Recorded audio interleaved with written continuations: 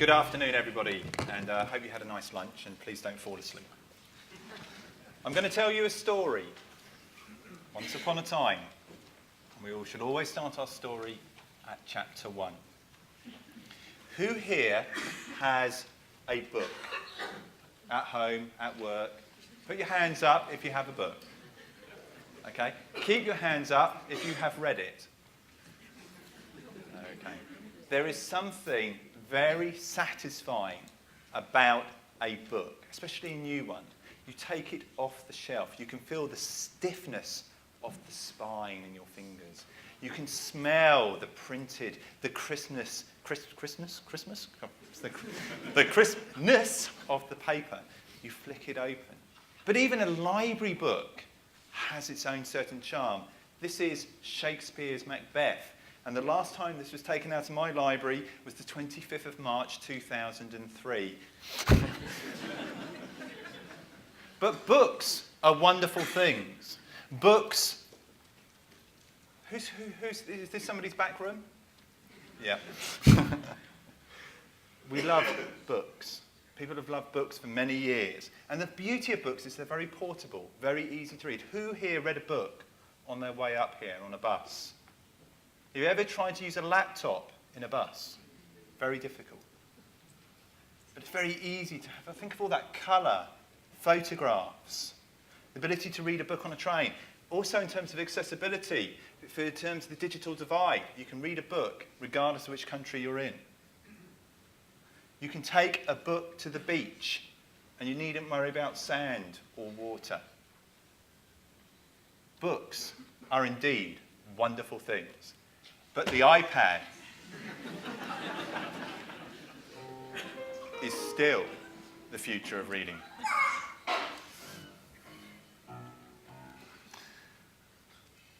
The problem with books is when you have more than one, or two, or three, or in my case, 40,000.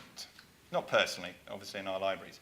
And one of the real benefits of the e-book is the ability to be able to access that library of resources at a time and place that suits you. You're not tied down to the physical, geographical location of the library, nor down to the opening times, but you can access that book. Here's our e-book collection at Gloucestershire College of Arts and Technology. We can go to find out about e-books, we can copy it, we can view it, we can search it. E-books are indeed wonderful things. But the iPad is still the future of reading. Who here has a Kindle? The Kindle is a wonderful thing. It's very light. It's lighter than that. But it can contain 3,500 books, a lifetime of reading, or the equivalent of an undergraduate course in English literature. And again, people say, iPad and so on. I charged this on the 1st of September, and it's still got most of its charge. By the way, I have been reading it as well. It's not just in the cupboard. But again, it's got that portability to be able to read it on the bus, on the train, on the beach, bright sunlight. But as my wife said to me, she said, Kindles are wonderful things, but it's got no backlight, and therefore can't be used when it's dark. But Kindles are not replacements for real books, or books, as we should call them. They're not there to replace them. They're there to enhance and enrich the reading experience. You don't throw away your books for your Kindle. You read books, you read the Kindle. It's not a choice. But having said that, though, the iPad is still the future of reading. The iPad is a wonderful device. This has been fast-forwarded just slightly. There are so many things that you can do. Photographs, you can do video, you can write stuff on it, you can put in pictures, you can put in diagrams, you can do loads of different things on your iPad. Some of these you may have done yourself. Who here's got an iPad? Fair few of you. And to think, a year ago it didn't exist.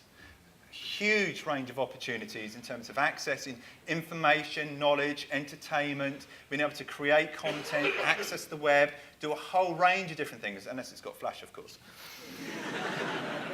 But you can access your VLE, you can access a whole range of different things. Photographs, images, you can flip through your Twitter account if you've got a very fast internet connection. You know, again, a wonderful device, but is it the future of reading? I can play music on mine, like this. So we can use it to create content, we can use it to entertain ourselves and get information. But I'm saying that the iPad is the future of reading. But why? Well, who's this? Darwin. Does it give it away that I've actually left the name at the bottom? Now, what was Darwin famous for? He talked about evolution. And things have evolved. You may recognise this. This is a carriage with horses. And when they decided to invent the horseless carriage, it was very similar. They just took away the horses. But the horseless carriage evolved. It evolved into the train, into the car, into the bus. This has no resemblance to the carriages of the 1700s and the 1800s. It bears no resemblance to that process that we had back then. Things evolve. I mentioned Macbeth, and maybe I shouldn't be so nasty to the book. But Macbeth wrote plays. Plays performed in the Globe Theatre in London town. And once Gutenberg had stopped printing the Bible, what were they going to print next? They decided to print plays. And anybody who has ever read a play will realise it's nothing like going to the theatre. The theatre is a totally immersive, entertaining, informative, thought-provoking experience. Reading the play, it's close, but it's not quite there. What happened? Well, people realised that the written word doesn't need to be just a straight copy of a play. We can evolve into novels. All right, okay, well, maybe other books as well. But it also evolved into different forms. The newspaper would not have existed without printing. And the newspaper is not a book, and nor is it a play. In other words, the printed word evolved from replacing or duplicating a previous format into a new and an exciting format. And it's the same with other technologies. Radio, the first radio were called radio plays because they were recordings of plays. But radio has evolved. And of course, we don't listen to radio anymore, do we? Who's here listened to radio in the last week? So either you're all grumpy old men, or, you're all optimists and innovators. So radio hasn't died.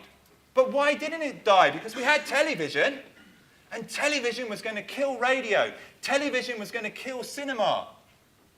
But let me tell you this, in Bristol, there are now more cinema screens in Bristol than have ever been. And that includes the high point of the kind of cinemas in the 1940s, when nobody had television.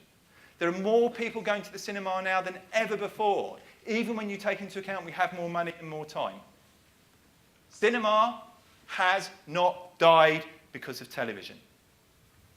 Television enhances and enriches what we do in some respects.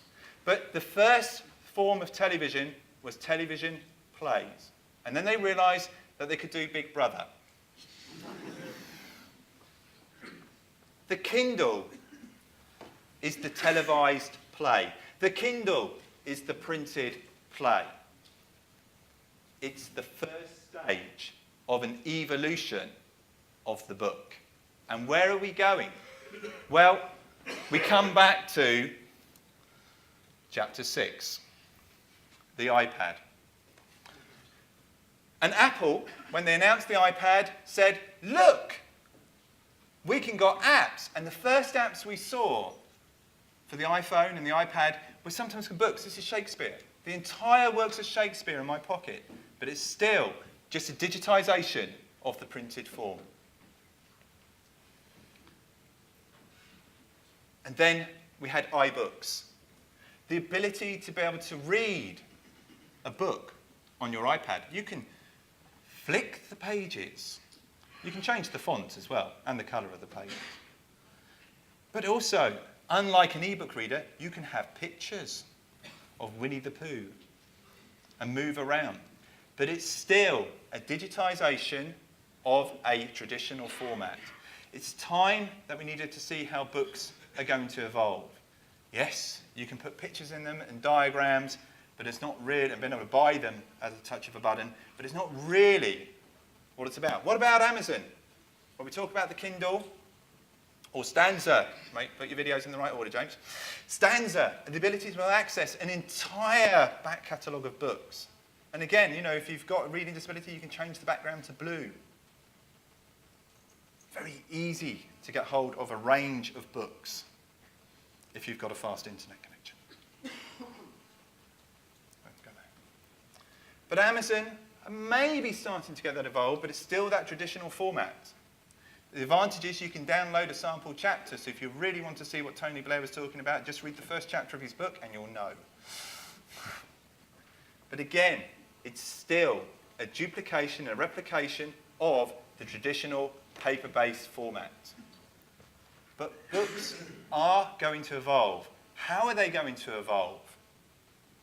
Well, this one took a buzz quite a bit. You may have seen this one, Alice in Wonderland. You could flick the clock, the marmalade, and do things. And people went, wow! I look at that now and think, yeah. And then you've got things like Toy Story.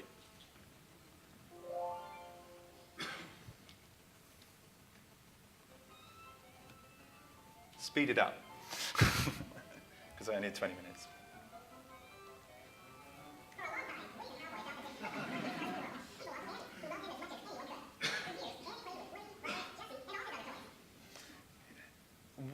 You know, flip around with the pictures on the book. It becomes more interactive. They've added animation.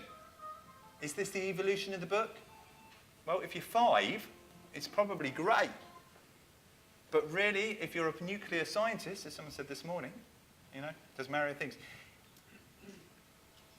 I think one of the things that we need to think about with this, and I think Wired magazine is probably starting to go down that road, in recognising that the book, the magazine, on something like the iPad is evolving and becoming something that is different to what was the printed book. In other words, we're moving away from the printed play. We're moving away from the radio play. We're moving away from the televised play. The ability to be able to have a book that can engage you, that you can interact with, that can explain things in a different way to just text, is what I think the iPad brings. Easy access to the book, the ability to search, to annotate, to share, to collaborate, and watch lots of adverts.